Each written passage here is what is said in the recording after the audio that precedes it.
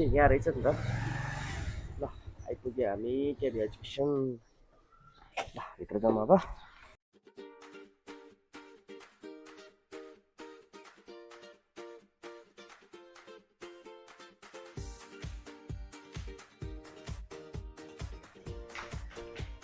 कता होला त यस्तै भन्थ्यो यतै हो यता रहेछ नि त जाउँ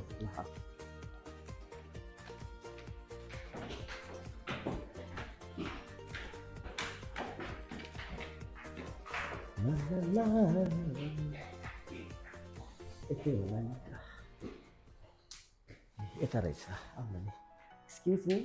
नमस्ते सर नमस्ते मलाई के सरलाई भेट्नु थियो अच्छा हुन्छ बस्नु न एकैछिन बस्दै गर्नु न है सर हुन्छ, अलिकति हस्। बिजी नै हुनुहुन्छ अनि हजुरको शुभ नाम चाहिँ के हो मेरो सर? कृष्ण महर्जन कृष्ण महर्जन एकैछिन त है सर हेलो हजुर सर हजुरलाई कृष्ण सर भेट्न आउनुभएको थियो ए हुन्छ सर हुन्छ सर म हजुरलाई केबी सरको क्याबिनसम्म लगिदिन्छु नि है हुन्छ स्योर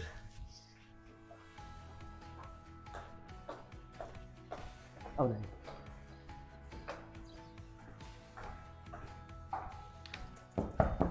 एक्सक्युज मी सर हजुरलाई कृष्ण सर भेट्न आउनुभएको थियो पठाइदिनुहोस् न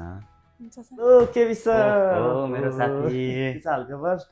लङ टाइम लङ टाइम धेरै ओहो। भयो यस्तै के हुँदैछ बसौँ न यता हुन्छ हुन्छ सर बस्नु आऊ नानी बसौँ अनि के छ हालखबर साथी एकदम ठिक छ तिम्रो के छ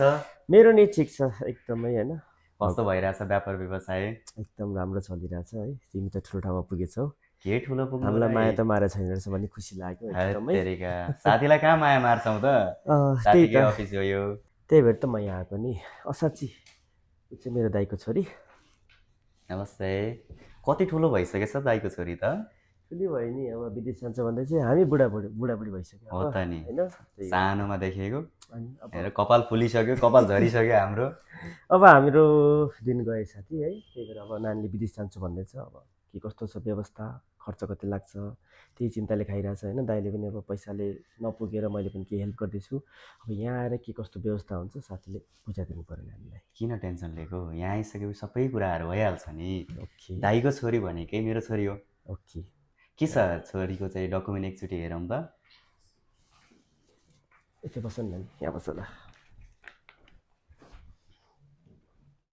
ओके मैले नानीको मार्कसिट हेरेँ राम्रो जिपिए ल्याएको रहेछ के पढ्ने प्लान छ विदेश गएर